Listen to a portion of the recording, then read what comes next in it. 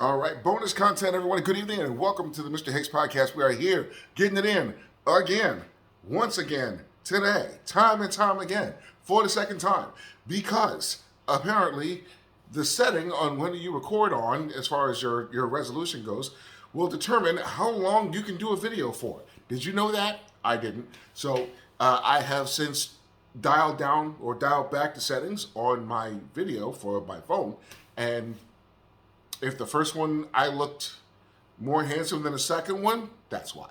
I'm gonna guess though that that's probably not gonna make a difference.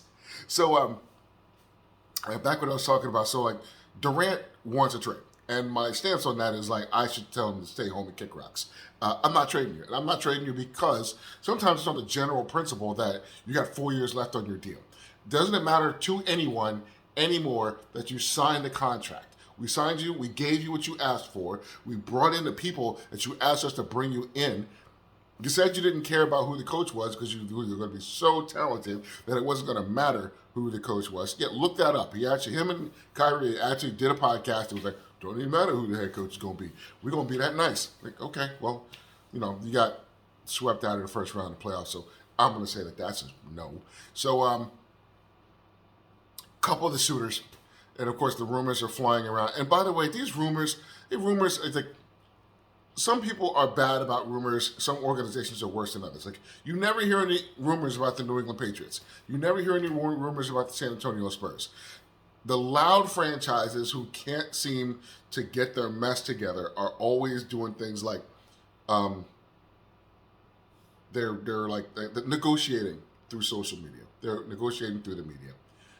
They're letting everyone know, and also letting all the teams know, and letting all the players know, and letting all the executives know. Hey, we're trying to make moves. We're trying to get this guy out there.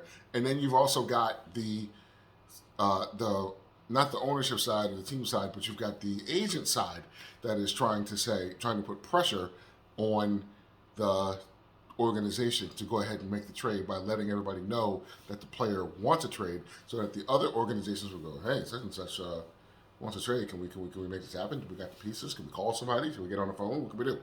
So so a lot of pressure, a lot of gamesmanship being done in the media right now, and there are two main ones that I think could actually happen. I do think they could maybe do something with Houston, but I think Houston is kind of getting out of the drama business. They just got rid of John Wall, and I don't know if they want to bring in another, not necessarily a headache, because I don't think Durant is a headache as bad as everybody else is. I just don't think he's a leader. I think that he wants things to go a certain way and he wants things to work out, but he doesn't necessarily know how to make that happen. But he still has influence. So because you're a talented person, what that generally happens when you get is people end up getting fired. You get people fired because you're not happy, but you don't know what would actually make you happy and what would actually make it work. You want to have influence with the front office and the coaches, but you don't know it works. And you don't trust the front office or the coaches to make it work. So you got a bunch of people that don't actually know what happens, but then when the star player is not happy, pardon me, when the star player is not happy, somebody has to go.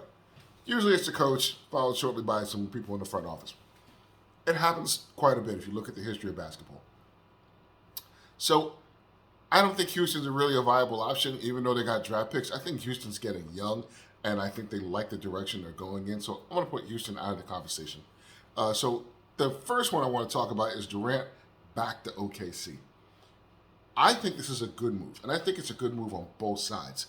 Number one, Durant can kind of come full circle, go back to where he started. He's 34 years old now, and it's a young team. They can put pieces around him because even though they're not really a free agent destination, what they do have is a boatload of draft picks. Like when I say a boatload, I mean I think they have something up in the neighborhood. They had 17 first round picks when the draft started a couple weeks ago. So I don't know how many they have now because I know they did make a trade. But they had a lot of draft picks. So I assume that you gather this many draft picks because you want to have the ammo when you want to make a move like this. So time to get big. And if you got an opportunity to get Kevin back in the house, get Kevin back in the house. Which is funny thing is, the guy you just drafted, Chet Holmgren, might be that kind of player. They definitely got the same type of build. You have both of those guys on the court. Now, mind you, you might have to trade him to the Brooklyn Nets in order to facilitate this trade. But if you can keep him too, I mean, look, as bad as the Nets are, and they have no draft picks until like 2027, 2028, no first round picks, you might be able to get this done with like just a lot of draft picks. Because they need picks. They need to rebuild badly because they're not going to have anything. And we'll talk. I'll bring it up later. Well, it's just something just dawned on me. So it's like it's because they have the assets to actually make it happen. Who knows? Kevin might be willing to do that. And the funny thing is, it's not a matter of whether Kevin is willing to do that because Kevin can't really decide where he goes. He can't, and I don't understand why they're like, "Whoa." The scenarios, and you don't actually know what's going on behind the scenes. You know what's in the media, but what's in the media is not necessarily what's happening between executives. It's just what people are speculating and what the representation for Kevin Durant really wants out to be in the media.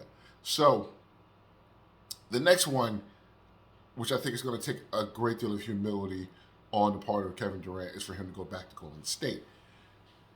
If he goes back to Golden State can go on another run. And honestly, I think they can go on another run right now. I think Golden State's in a position to win 2 or 3 more championships.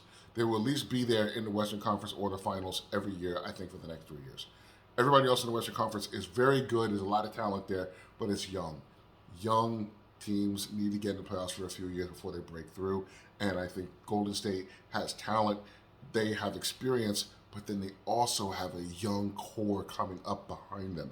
So when you've got guys like Poole and Kuminga and Wiseman, and you've got Wiggins coming into his own, you got a whole second unit that on a whole another team would be a first unit. So you got your trio of Clay and Steph and Draymond can kind of fall back, not necessarily sit the bench, but they can fall back in their role and let the young guys kind of get groomed and the Golden State could just move into another era of basketball and just keep winning. What that front office done is fantastic.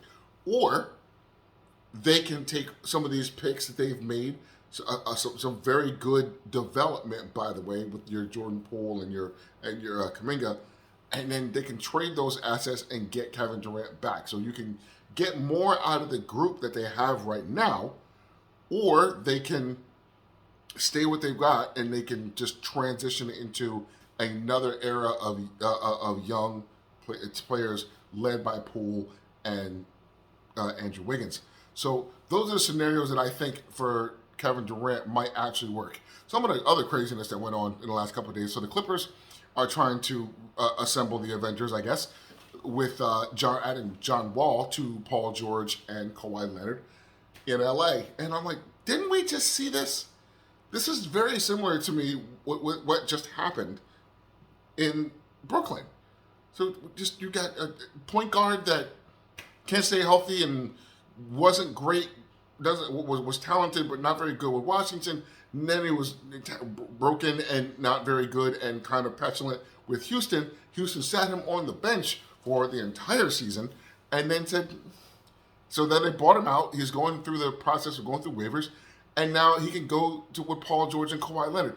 Like, there's just not a leader among them. Not anybody. There's just not that Paul George and Kawhi Leonard are malcontents. They're just not leaders. That lack of leadership and drive, it shows up. You can't just throw, players into a blender and hand them a coach and say, here, these guys are talented, make it happen. We've seen it over and over again in basketball, most recently with the Nets, but they're not the only ones. We've seen it over and over again. So another one is the T-Wolves just basically mortgaged the farm to get Rudy Gobert. I don't understand that. I could try to rattle you off all the things that they gave up, but there was I think it was 3 picks and 2 pick swaps and something like that. It might have been more than that. It was eye-popping, the amount that they gave up for a player that in the 80s would have been great. But it's this is not the 80s. This is not the early 90s. He's not a shooter. He's not a good free throw shooter. He is a offensive liability because he can't shoot in the fourth quarter. Not that type, not the modern big man. It's kind of a throwback. So having those guys on your team is great. Paying a lot for guys like that now makes no sense.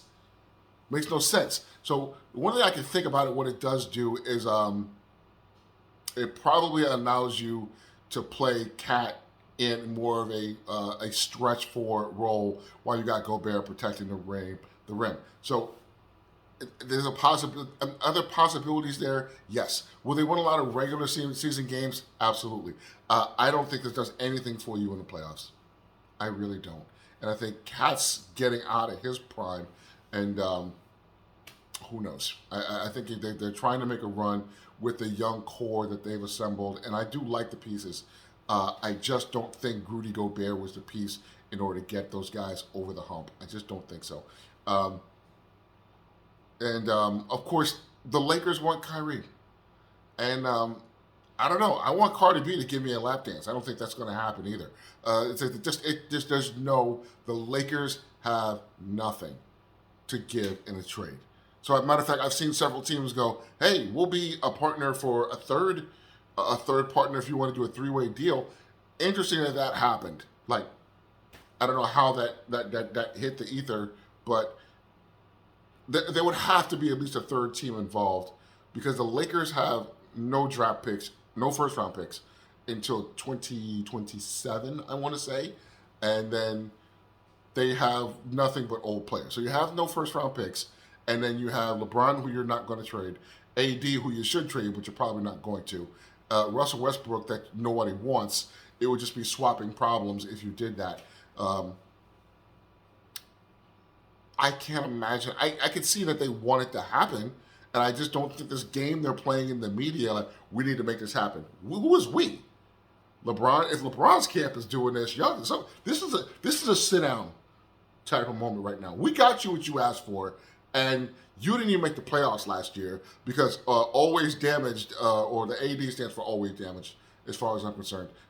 Anthony Davis is always damaged. It just fits, always damaged. So sit down somewhere, because we had a chance to get Buddy Hield, but no, you wanted Russell Westbrook. We could have made all kinds of deals, but you made us sell the farm and get rid of all of our young players to get Anthony Davis here. Anthony Davis, who does not actually like to play basketball, apparently, in the offseason. That was really cool. You saw the videos. I ain't touched the basketball in 3 months. You know what? You show up out of shape. You're always injured. You're not the shooter. You can't put the ball on the floor the way you used to. You're regressing quickly as an effective basketball player. Somebody who should be a top 5 player in this league. You should be what Giannis is. That's what should happen. But that's not what happened. Some people, and I see this about big men especially, they're blessed. They're blessed with height and they're blessed with athleticism. But it doesn't mean that they love basketball. It doesn't mean they love it. It means that they're big. And if I was 7 feet tall or 6'10" and I could move, yes, I would play basketball. I would play in the NBA. Whether I loved it or not, I would play. So when you got guys like Ben Simmons and you got and Rudy Gobert and Anthony Davis, do you want them to be better? Do you want them to love the game? Yes. And you want everybody to be on your team to love the game. Do they always? No. No. Of course they don't. Like, not everybody at your job loves their job. They just might happen to be good at it. Or they just might happen to have done it for long enough that they're kind of good at it. But they don't always. Not everybody loves what they do. You can't make somebody love what they do because they get paid a lot of money. You can't. I mean, you might have somebody who's a supermodel, and she's really pretty. She could hate the game, but she's so pretty that people are going to pay her a lot of money to do what she's doing. So this is kind of what you get sometimes. Not everybody's going to be LeBron. Not everybody's going to be Jordan. Not everybody's going to be a great package of intelligence and leadership and team player and great ability and athleticism. Sometimes you get an Anthony Davis, somebody who leaves the game and can't wait to go to Cancun, whether they make the playoffs or not. And I think that's what you got in somebody like an Anthony Davis. And then you got a delusional Russell Westbrook who sat on the at a press conference like, who are you talking to? I'm a Hall of Fame player. Like, no, you will be in the Hall of Fame, probably, but that does not mean that you're a Hall of Fame player right now.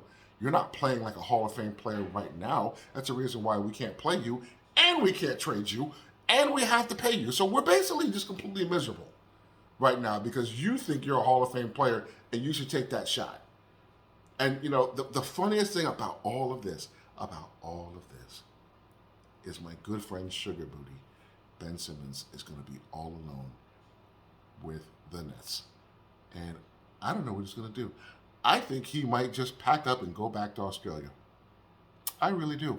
Think about it. He might have thought for a second that he could hide behind Kyrie Irving and Kevin Durant and just take a role, whatever role he needs to, because now he doesn't have to be the star.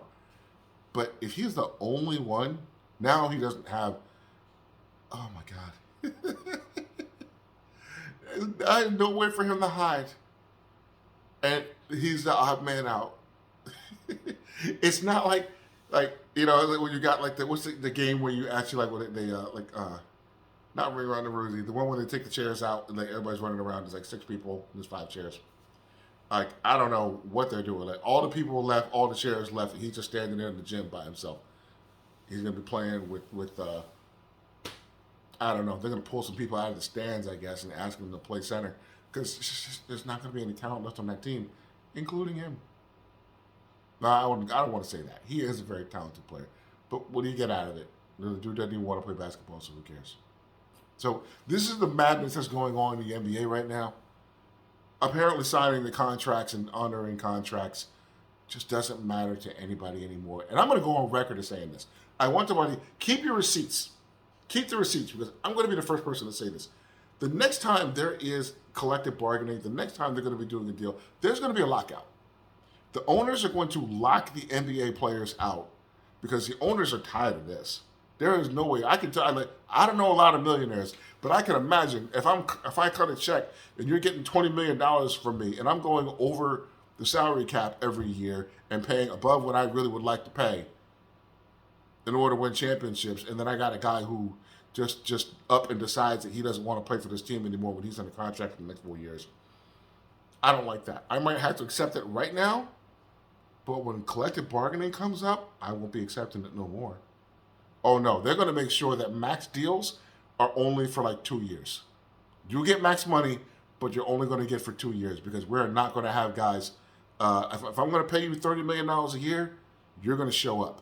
And if you're not going to show up, then I'm going to be able to trade you, and it's going to be, it's max money, but it's only a 2-year deal. I'll trade you to whoever I want to trade you to. Your contract will fall off in the next year, and then you'll be a free agent, and you won't be getting any money. So you'll get your money, but your career will be done. You think about that. If it wasn't for the fact that Kevin Durant had a 4-year deal, if Kevin Durant was on, let's say that they did that, and they said max deals are only 2-year deals from now on. So okay, we can trade you. And we'll trade you, we'll get some stuff back, and the other team will take it because it's only 1 more year. If Kyrie was a problem, it's one of the reasons why you can move Kyrie is because it's only for 1 more year. And then you can let him go. The problem is these guys, James Harden and Ben Simmons and Kyrie Irving and Kevin Durant right now, they are fumbling the bag for the rest of the NBA right now. No more long-term contracts. No more. You're either going to get paid or you're going to get years, but you're no longer going to get both because of what these guys are doing right now. They're not showing up to work. They're getting everything they asked to get, and then they demand a trade a few years later. And then you can't trade them because nobody wants their contract of a malcontent, and you never know whether they're going to show up or not. Or you never know when they're going to ask for another trade. So I'm not going to give you a whole lot because I don't know what I'm going to get out of this dude. Think about this. Think hard about this. What you're doing to the game. And not the game, because most people don't care about owners. What are you doing to other players? The guys that are coming up behind you, you guys are fumbling the bag for them. Yo, that's what I got tonight, yo. Take it easy.